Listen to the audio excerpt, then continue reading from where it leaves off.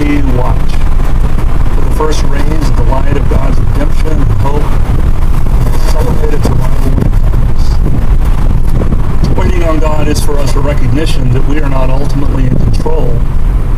That's hard for us, isn't it? My son used to be in Scouts. One year I put him on a bus with a bunch of other Scouts to go to Colorado for a couple of weeks in the mountains. It's one of those deals where they drive through the night to get there. Before they left, I spoke with the bus driver. I asked her, "Are you feeling okay? Did you get a lot of rest today? Do you know what to do driving a bus?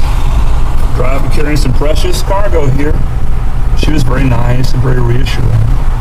They pulled out about 11:30 that Friday night. I came home. I went to bed. I'm not making this up. All night long I dreamed about that bus.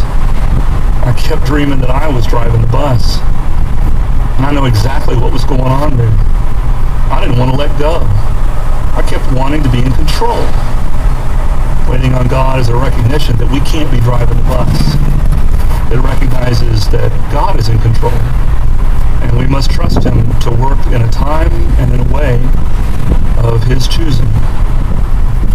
Finally, the psalmist calls us to remember that our hope is in God. Some years ago, a young lady in my church was diagnosed with leukemia. Her thing was drawing. Her thing was drawing angels. She drew one for me, which I still have in my office today. After her diagnosis, I visited her on a regular basis. One day, when it was very near the end for her, I was at her house visiting. The family had done what a lot of families do. They emptied out the downstairs dining room and put a hospital bed in it for her. Though she was still able to engage us in conversation, she was sleeping a lot at that point. The mom and myself and a family friend were sitting there in the room with her while Lindsay slept. The mom got up to go do something when, to our utter surprise, Lindsay opened her eyes. I went over and sat at her bedside. She looked at me with great intensity, and to my great surprise, she said to me, "Do you love me?" And I said, "Yes, Lindsay, you know I do." She then said to me, "Well, say it. Say you love me." And I said, "I love you, Lindsay."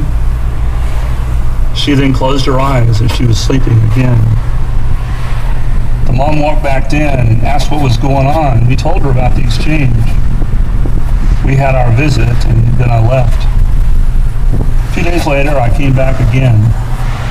Mom sat down with me in the kitchen, and she told me she had to tell me something. She said that after we left, Lindsay awoke and told her mom she had had the most wonderful dream. She said that in her dream she saw heaven and all of its beauty and glory. She saw all kinds of people who had gone to be with the Lord, and in the midst of them all, she saw Jesus. And she came up to him and she asked him, "Do you love me?" And then Jesus said to her, "Yes, Lindsay, you know I do." She went on to say that she said to Jesus, "Will you say it? Will you say that you love me?" And Jesus said to her, "I love you, Lindsay." As you can imagine, I was quite stunned by this